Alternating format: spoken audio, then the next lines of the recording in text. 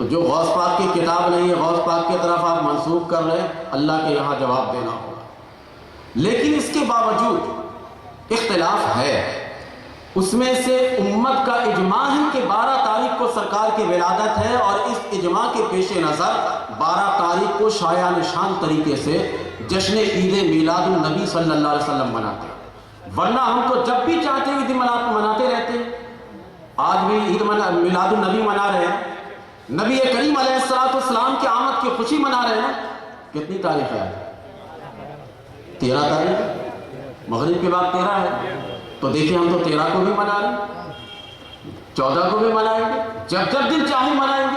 ابھی 2-4 دن کے بعد اور ایک محفل آپ اٹینڈ کریں، وہاں بھی عید میلاد النبی منا رہے ہیں۔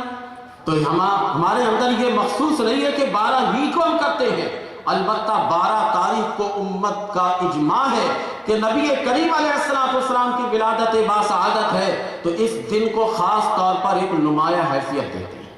لیکن اس پر بھی یہ اعتراض ہے کہ پھر آپ کیوں نمایاں حیثیت دیتے ہیں؟ جی ہم بند کر دیں اس نمایاں حیثیت کو دینا، تو پھر میں آپ پر ایک اعتراض قائم کرتا ہوں، اور وہ اعتراض ذرا غور سے سننا، اور دل چاہے تو جا کر اپنے مولوی صاحب سے پوچھ لینا کہ اس کا جواب بتا دو۔ شب قدر 27ویں شب کو مناتے ہیں رمضان میں، شب قدر میں 27ویں شب پر کسی کا اتفاق ہے یا اجماع ہے؟ اجماع ہے نا۔ ایک قول یہ ہے کہ رمضان المبارک کے 29 تاریخ کو شب قدر ہے، ایک قول یہ ہے کہ رمضان کے 25 کو یہ شب ہے، ایک قول یہ کہ 21ویں شب کو، یعنی آخر کے طاق راتوں میں یہ شب ہے۔ لیکن یہ اختلاف کے پیش نظر کیا آپ کسی بھی معتکف کو مسجد سے اٹھائیں گے اس یہ کہہ کر کہ بھائی کوئی حتمی تاریخ تو ہے نہیں شب قدر کے بارے میں، لہٰذا مسجد میں بیٹھنا تمہارے لیے بدعت ہے، مسجد میں بیٹھنا تمہارے لیے اچھا نہیں ہے، کیونکہ شب قدر کے بارے میں معلوم ہی نہیں ہے، حتمی تاریخ کے بارے میں پتہ ہی نہیں ہے، تو ہم کیسے بیٹھیں گے یہاں؟ یہ کہہ کر کوئی اپنی مسجد سے بھگائے گا معتکف کو؟ حالانکہ بالکل اس قدر اختلاف ہے کہ امام ابو حنیفہ رحمۃ اللہ تعالیٰ علیہ تو فرماتے ہیں کہ شب قدر پورے سال گردش کرتی ہے، رمضان کے ساتھ بھی خاص نہیں ہے، پورے سال ہی یہ گردش کرتی رہتی ہے، اور اس میں شدید اختلاف ہے۔ لیکن اس کے باوجود جب امت کا اجماع ہو گیا رمضان کی 27 تاریخ کو شب قدر کی تلاش میں اور اس خوشی میں شب قدر کے طور پر مناتے ہیں، ہمارے یہاں بھی ختم قرآن اسی امید سے کرتے ہیں کہ ہو سکتا ہے کہ آج کی رات شب قدر ہو، ان کے یہاں بھی ختم قرآن پاک اسی امید سے کرواتے ہیں کہ ہو سکتا ہے کہ یہی شب قدر ہو، منع تو نہیں کرتے ہیں نا۔ تو اسی طرح ولادت کی تاریخ میں اگر آپ کو اختلاف ہے تو اس اختلاف کے پیش نظر پورے سال میلاد منائیے، پورے سال راتوں کو جاگیے، رمضان کے آخری عشرے میں تاک راتوں کو جاگنا اسی وجہ سے قرار دیا گیا کہ ہو سکتا ہے کہ 21ویں تاریخ ہو سکتا ہے کہ 23ویں تاریخ ہو سکتا ہے کہ 25ویں تاریخ ہو، اس طرح سے اس تاریخ کے تلاش میں پورے 10 رات تک عبادت کرتے ہیں، ہو سکتا ہے کوئی رات مل جائے۔ اسی طرح سے اگر آپ کو میلاد کے بارے میں یہ اختلاف ہے کہ 12 تاریخ کو نہیں ہے، 2 تاریخ کو ہے، 9 تاریخ کو ہے، یا کوئی اور تاریخ آپ لیتے ہیں، تو میرے بھائی آپ کو چاہیے کہ ہم سے زیادہ میلاد آپ منائیں۔ آپ تو اجماع کو مانتے نہیں، تو آپ کو چاہیے کہ آپ زیادہ میلاد منائیں، پورے سال نہیں بلکہ کم سے کم پورے مہینے تو منائیے کہ کون سی تاریخ حضور کی ولادت کی تاریخ ہے۔ اس سے ناجائز آپ ہرگز نہیں کہہ سکتے اگر عقل اللہ تعالیٰ نے آپ کو دی ہے تو۔ شب قدر کی تاریخ کا تعین نہیں ہے ہمارے پاس، لیکن اس کی تلاش کرنے میں جب ہم کوشش کرتے ہیں، تگ و دو کرتے ہیں، تو کوئی بھی آ کر ہم سے نہیں کہتا کہ یہ منع ہے۔ جب رات کے بارے میں معلوم ہی نہیں تو رات کو منانا کیسا ہوگا؟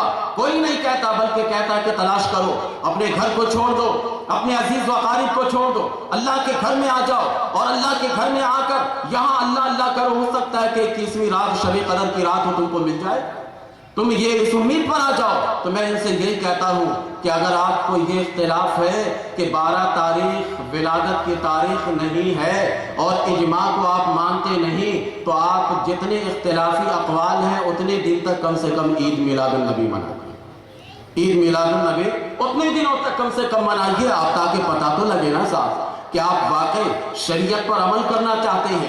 آپ نے کچھ سمجھا نہیں، کوئی آپ کو سمجھا رہا ہے، ابھی آپ سمجھنا چاہتے ہیں، آپ کو چاہیے کہ یہ آپ کریں۔ یہ بات میری سمجھ میں آ گئی، میں اس سے زیادہ اور کلام اس لیے نہیں کروں گا کہ پھر عنوان رہ جائے گا، لیکن اتنی بات کہہ دینی ضروری تھی تاکہ ہمارے جو سنی عقیدہ کے لوگ ہیں وہ ان کے ورغلانے پر وسوسات ڈالنے پر نہ آ جائے۔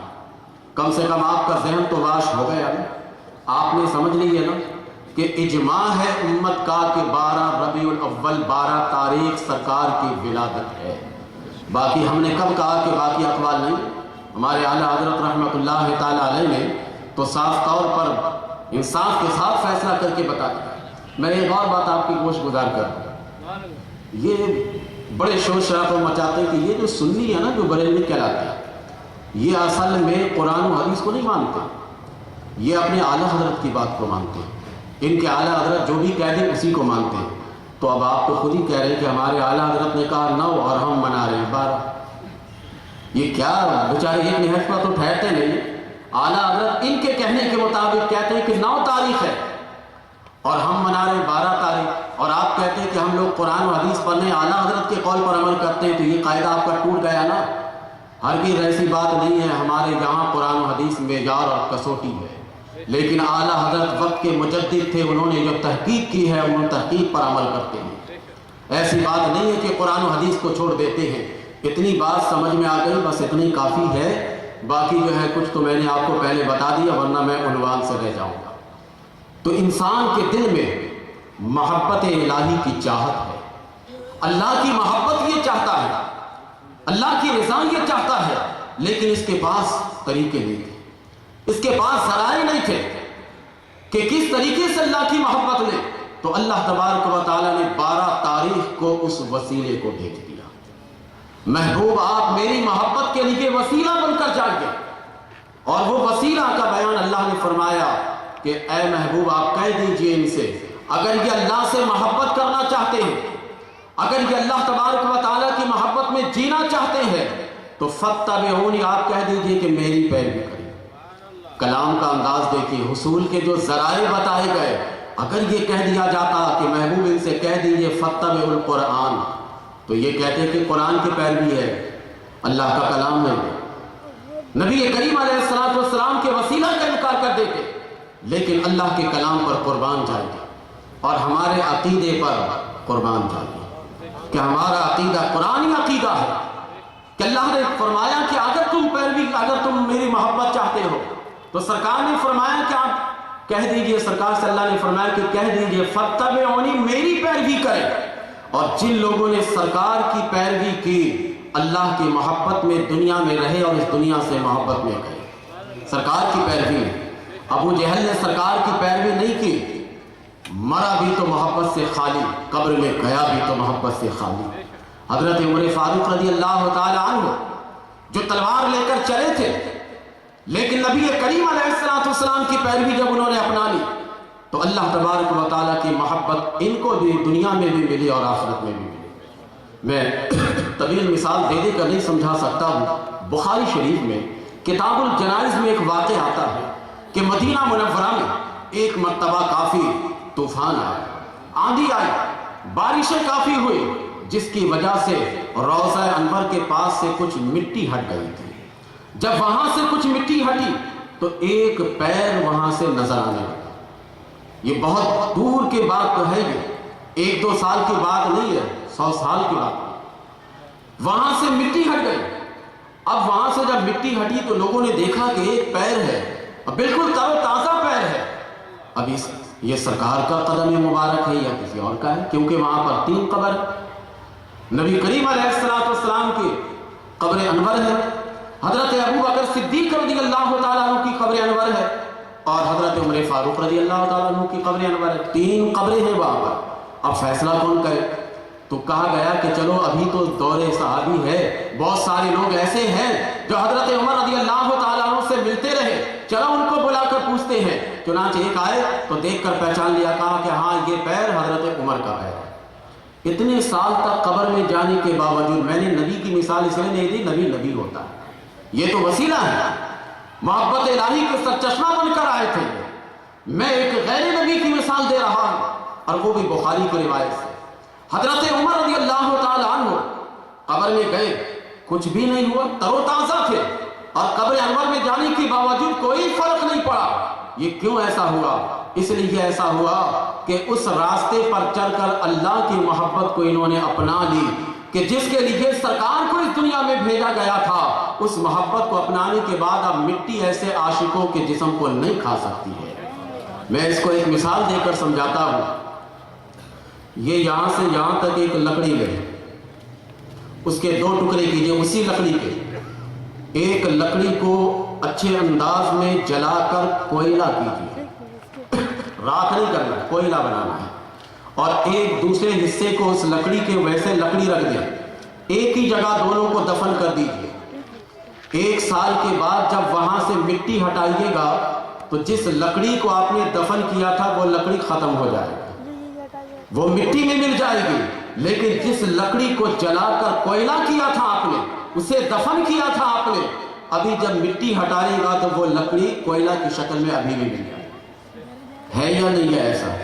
لکڑی ختم ہو جائے گی, لیکن جسے کوئلہ بنایا تھا اسی لکڑی کا حصہ ہے. اسے جب آپ مٹی سے نکالنا چاہیے گا آپ ویسے نکال سکتے ہیں بلا تشبیہ. 2 انسان کو کھڑا کر دیجئے, ایک انسان ویسے کا ویسے ہے اور ایک انسان اللہ کی محبت میں فریفتہ ہے اور اپنے آپ کو جلا کر کوئلہ کی طرح بنا چکا ہے.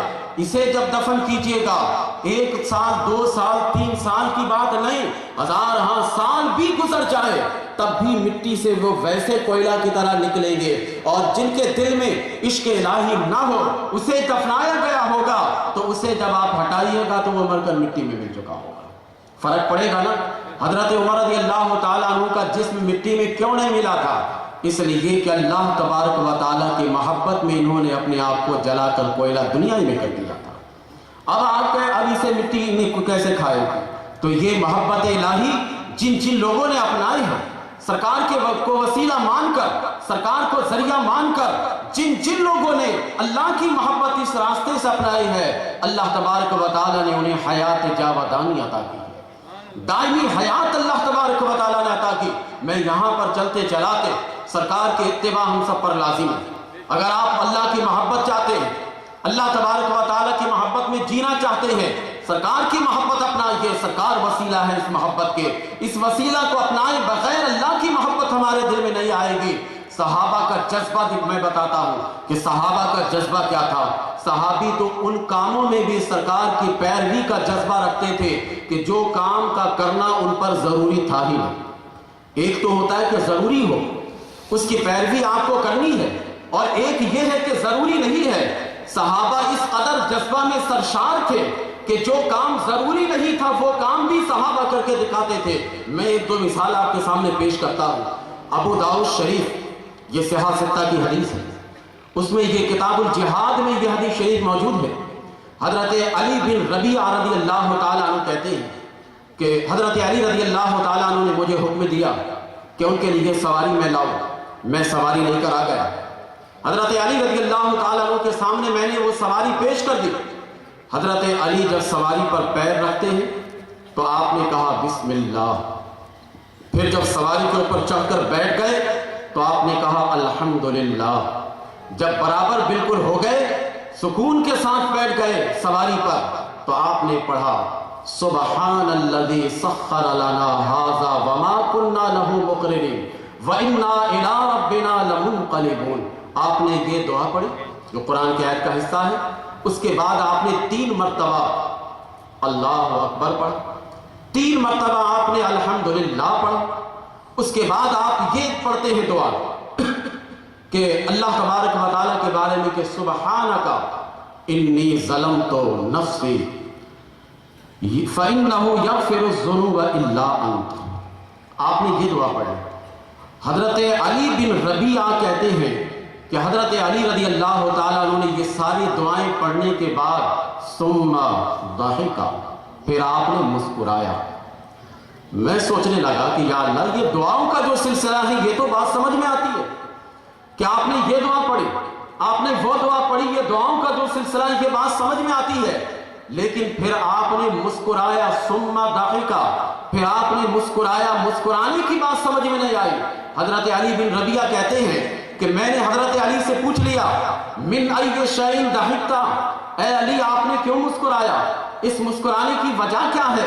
حضرت علی رضی اللہ تعالیٰ عنہ جواب دیتے ہیں کہ فعلت کما فعل رسول اللہ صلی اللہ علیہ وسلم، میں نے یہ مسکراہٹ اس لیے اپنی زبان پر اپنے چہرے پر لائی کہ اسی طرح اللہ کے رسول صلی اللہ علیہ وسلم نے کیا، میں نے اللہ کے رسول کو ایسے کرتے ہوئے دیکھا، اور اس کے بعد میں نے بھی یہی سوال کیا تھا اللہ کے رسول سے، حضور من ای شیء ضحکت، آپ نے کیوں مسکرایا ہے؟ نبی کریم صلی اللہ علیہ وسلم فرماتے ہیں کہ جب بندہ اپنی زبان سے سواری پر بیٹھ کر یہ کہتا ہے کہ اللہ تیرے سوا میرے گناہ کو معاف کرنے والا کوئی نہیں ہے، تو اللہ تبارک و تعالیٰ اس بندے کے قول